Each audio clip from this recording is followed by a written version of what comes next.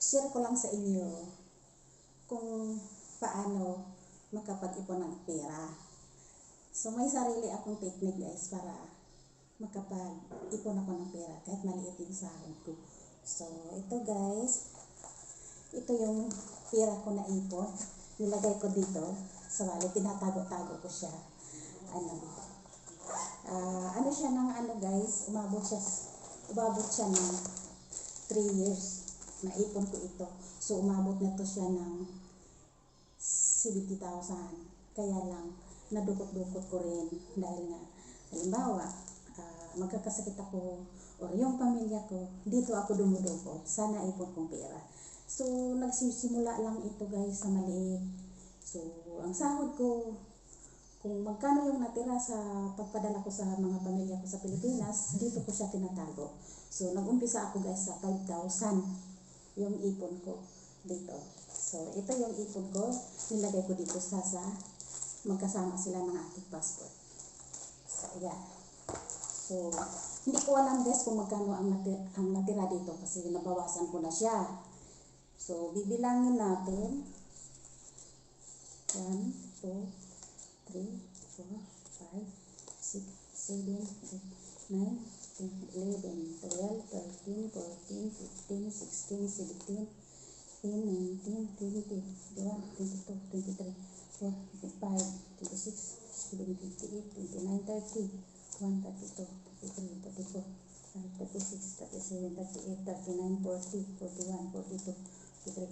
25. So 45 na lang ang natira sa naiipon kong pera. So dito ko siya nilagay, iniingatan ko siya guys para hindi siya masisira. So dito ko siya nilagay. So iniipon ko lang siya guys, tapos nilagay ko dito. So ito yung ipon ko. Yan. So ilagay natin dyan. So ito naman yung sahod ko guys. So bilangin natin yung sahod. 1, 2, 3, 4, 5, 6, 7, 8, 9, 10, 11, 12, 13, 14, 15, 16, 17, 18, 19, 20, 21, 22, 23, 24, 25. So ito na yung sahod ko. So ito guys, ang pinaka excited. So ito yung gift red envelope. So sa Chinese is hongpao. So ayan na siya guys. So bilangin natin. 1, 2, 3, 4, 5, 6, 7, 8, 9, 10, 11, 12, 13, 14, 15, 16, 17, 18, 19, 20, 21, 22, 23, 24, 25. So 25 din yung hongpao ko. So ayan. So 25,000 ang hongpao plus sahod 25, so 50,000 plus yung naipon ko na pera 45,000. So nasa 95,000. So ngayon guys, ito naman din yung listahan ng pagpadala ko ng pera. So ayan guys, para sa anak ko is 17,000 sa piso.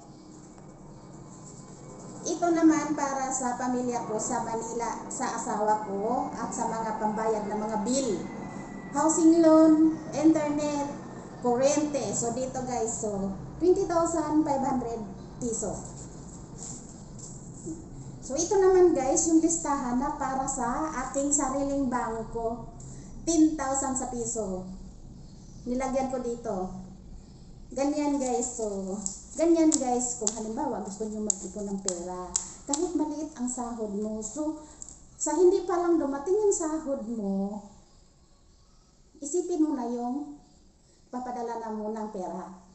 So yung pagpadala mo ng pera, sa isang buwan, isang bisis lang yan. Kaya ang ginawa ko guys, nilista ko, hinahati-hati ko yung pera. So para din makapag-ipon ako sa sarili kong bangko. Sa sarili ko. Para hindi mauubos ang pera. Kasi ang dito sa bangko ko, hindi ito nila makukuha. hindi sila basta-basta na makapag-withdraw dito dahil kung hindi galing sa akin yung pirma. Oh, at saka guys, nagtitiwala ako sa mga pamilya ko. Kung ano yung naibigay ko sa kanila, yun na. Hindi sila nagrereklamo mula sa poll. Hindi ko naririnig sila na nagreklamo. Pero magsasabi sila sa akin, ma, asawa ko, ganon sila, dagdagan mo, pwede. O sige, dagdagan, kung kaya. So, dinagdagan ko siya kasi kaya ko. So, ganyan guys. So, kaya guys, ako ay nakapag-ipon ng pera. Dahil hindi makikitang bumibili ako ng alahas. Hindi ako mahilig sa alahas. Ang ginawa ko guys, dito, nag-ipon ako ng pera sa bangko at nagtabi rin ako ng pera para sa akin. Dahil halimbawa kung may emergency, dudukot ako sa sarili kong pera, hindi na ako maghahagilap kung saan-saan ako mangutang para sa maibigay ko sa pamilya kung mayroon mang kailangan na pang-emergency. So, ganyan guys, gamitin natin yung utak, kailangan, mindset. Mindset guys, kasi sa panahon ngayon guys, hindi ka basta-basta na maka-utang para matustusan yung problema mo. Tama ba guys? So, hindi talaga yan matustusan guys. So, may magpapautang man sa'yo, pero may collateral. May tubo. Hindi ka basta-basta na makapag-utang ng pera. So, ang gagawin guys, ganito, tip ko to sa inyo. Huwag ninyo uubusin ang pera ninyo ibibigay sa pamilya niyo. Magtira kayo ng sa sarili niyo. Diba? Ganyan lang guys. So, hindi naman siguro guys masasabi na kuripot ako. Hindi ako bumibili ng mga kahit ano-ano. Hindi ako ng groceries. Hindi ako nag-o-order dyan sa online. Hindi guys. Hindi ako hilig. Ang mga damit ko guys, mga bigay-bigay sa mga kamag-anak ni Amo. Yung hindi ako bumibili ng mga damit na mga mahalin. Kasi ang iniisip ko guys, hindi tayo forever dito sa abroad. Dumating ang panahon na tatanda tayo. So halimbawa guys, kung hindi mo na kaya na magtatrabaho kasi ang katawan natin ay habang tumatakbo ang panahon ay tumatanda ka. So, ang panahon guys, hindi siya paatras. Ang panahon ay pasulong. Habang nagpasulong ang araw, mga buwan, ang mga taon, tumatanda tayo, humihina ang ating tuhod. Panahon na magkakasakit. Guys, so, ayan. So, guys, sana may matutunan kayo dito sa aking sa aking i-share sa inyo. So, hindi naman masama guys na nang kayong magkuripot ka, hindi yan masama. So, isa pa guys, hindi naman siguro masasabing kuripot. Kasi guys, yung pira ko nandito. Hindi naman pwede guys ipagsigawan ko sa lahat ng tao na ay dito yung pera ko. Binigay ko sa ganito, hinulog ko sa... Hindi, kasi guys, dapat ganun. Kasi nga, halimbawa guys, kaya hindi talaga ako guys nagpupos ng mga pira, ng mga... kasi alam mo guys, yung mga, yung mga investment. Meron naman din akong kunting investment. Kasi, nakapag-ipon ako ng pera, may investment din ako. Pero ginawa ko sa bahay. Sa probinsya, may ginawa ako ng bahay. Tapos sa Cavite, meron din akong hinuhulog-hulugan na bahay sa housing loan. Tapos, nagpagawa din ako ng bahay sa probinsya. Kasi, halimbawa guys, ganito, pag uwi ko sa Pilipinas, kasi siyempre, tatanda na ako. 59 years old na ako guys ngayon. So, next year is 60 years old na ako. So, bala ko na talaga guys na mag-retire na. So, pagka magre-retire ako guys, mayroon halimbawa, hindi ko natapos bayaran yung housing loan ko sa Cavite. So, ang gagawin ko guys, paupahan ko siya. Uwi ako ng probinsya. May sarili akong bahay sa probinsya. So, hindi ako, kahit maliit lang, simple lang yung bahay na gawa ko sa probinsya guys. Ang importante na hindi ako mainitan, hindi ako maulanan sa tuwing ako natutulog. So, yun lang guys, hindi ko na kailangan yung sobrang yaman. Kung ano lang yung naabot guys, yan lang ang papasalamatan sa natin sa Panginoong Diyos. Lord, thank you. So, ganun lang guys, hindi tayo, kasi guys, iniiwasan ko nga sana yung magpupos ng pera at saka mga investment. Kasi, siyempre guys, ganito yung mukha ng mga tao. Sasabi, ang yabang nito. So, di ba guys? Di ba ganyan ang mga tao?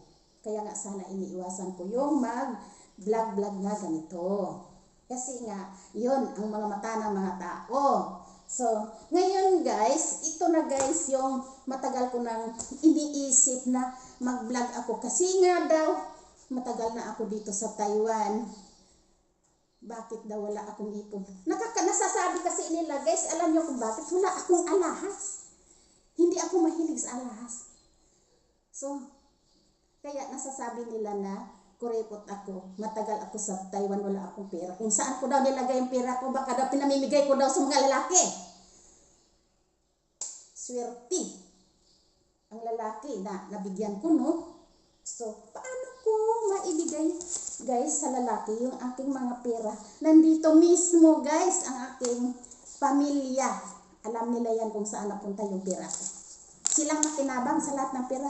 Ako, pag nang lalaki ako siguro, guys, siguro marami akong pera, hindi lang ito. No? So, ito, guys, sarili kong pinaghirapan. Pinagpawisan ko ito, guys. Ayaw ko manghut-hut kung halimbawa man may pera ako, may boyfriend ako, no? Kasi hindi maiwasan, tao lang tayo. Di ba guys? Ba hindi tayo pwedeng magsisinungaling? Tao lang tayo, na dito tayo sa abroad. Andyan na yung mga tukso. Di ba guys? Pero hindi ako magsisinungaling, guys. Di ba?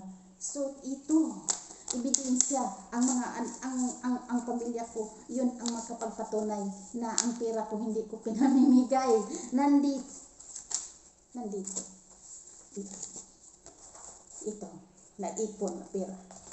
Ito, humpa. Ito, sweldo. Pagkatapos ng sweldo, ito, bigay pamilya. Ito, bigay pamilya. Ayaw ko lang talaga hilig sa mga alahas. Yun lang guys. So, bigyan ko kayo guys. So, sana guys, na may matutunan dito yung mga, mga kapwa ko, OFW, na sana,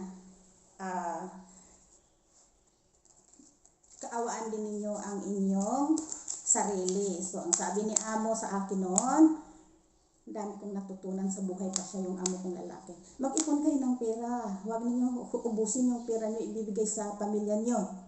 Mag-ipon kayo, sabi ng amo ko. So, ito, tinupad ko.